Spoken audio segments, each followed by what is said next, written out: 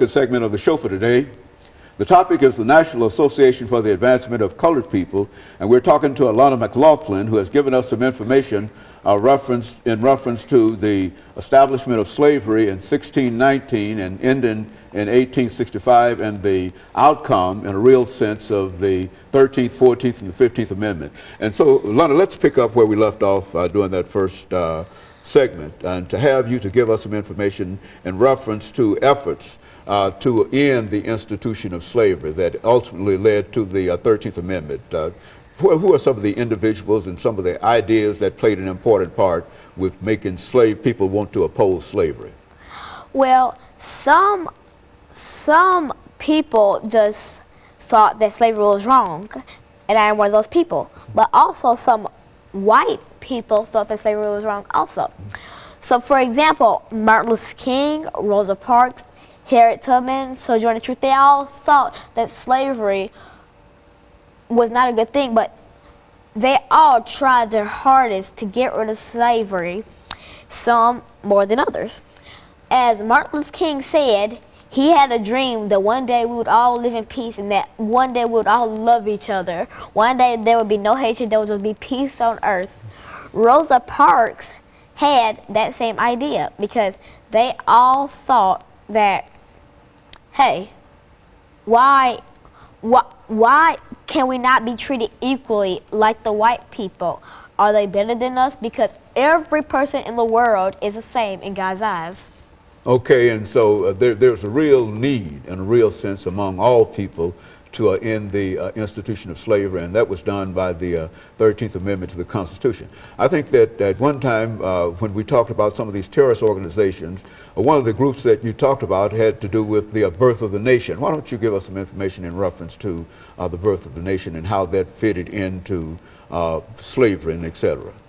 Well, some terrorist groups, they all started because there was this movie, The Birth of a Nation, and it talks about how they treated black people unfairly, and they thought that it would just be, you know, a good idea to just treat them like they're nothing.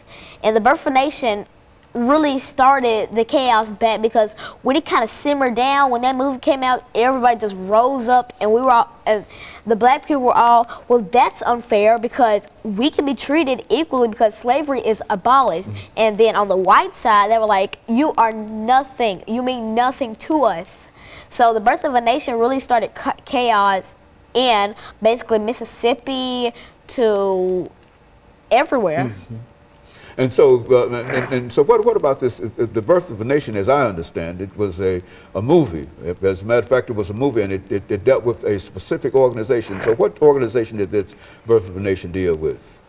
Well, the movie, it started the third Ku Klux Klan, and it started them up because it reminded them that the former Ku Klux Klanners said that they are going to push black people back into slavery, and they are going to work till they die to make sure that black people do not have the same rights as whites. Well, this was immediately after the war in 1865, but the organization you're talking about was long after even the National Association for the Advancement of Colored People was started. When did this organization start? What was it all about, the NAACP? Who are they concerned with?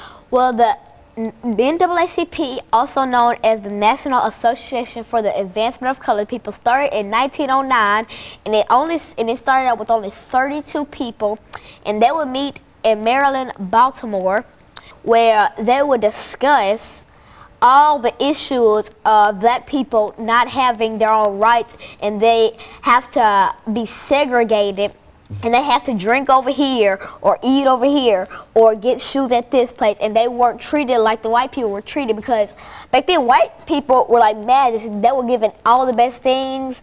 They were royalty. And the black people were just, they treated them like nobodies. They treated them like they didn't exist. And so this organization, the NAACP, started in an effort to try to sort of, I guess you would say, to sort of reinforce these ideas of the 13th, 14th, and the 15th Amendment, to remind people that at one time that Africans were able to exercise those rights. But now, after segregation, now when you talk about segregation, what about this segregation?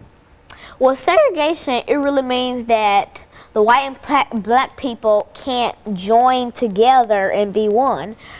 It has to be either white people over here or black people over here, or just, you know, throw away the black people and just keep the white people.